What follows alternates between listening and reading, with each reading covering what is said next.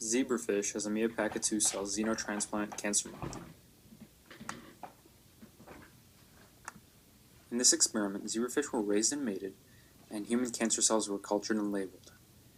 And then the human cancer cells were xenotransplanted into the zebrafish larva, and the cancer cell proliferation was measured using flow cytometry and by observing the migration of cancer cells within the zebrafish under. In order to obtain zebrafish larvae, 20 pairs of zebrafish were mated 1 to 4 times a week, and the embryos were collected in petri dishes. The needles for microinjection were made using glass capillary tubes that were placed within a micropipette puller.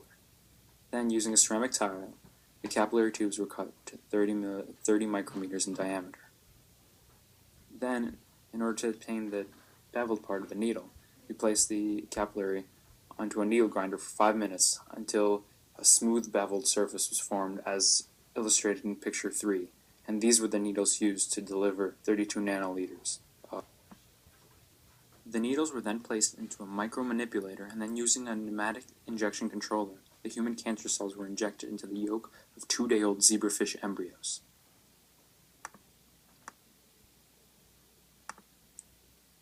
Using fluorescent light, it was evident that human cancer cells were concentrated in the bolus region 1 hour after injection. 2 days after injection, it was evident that some of the human cancer cells had migrated from the bolus along the abdomen of the zebrafish. 5 days after injection, it was evident that some of the human cancer cells had migrated to the tail region of the zebrafish.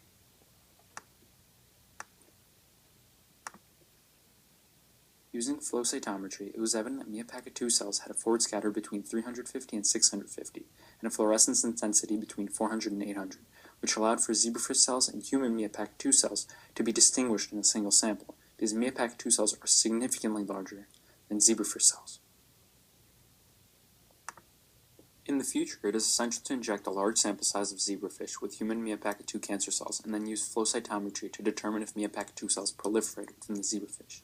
This would provide insight into whether zebrafish could serve as an effective model for human cancer study.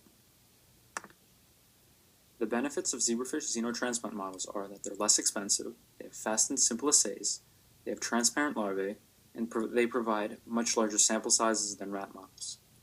Therefore, zebrafish xenotransplant models can potentially serve as an effective model for aiding cancer studies and ultimately expediting the process of determining an effective treatment for various forms of cancer. Thank you for watching.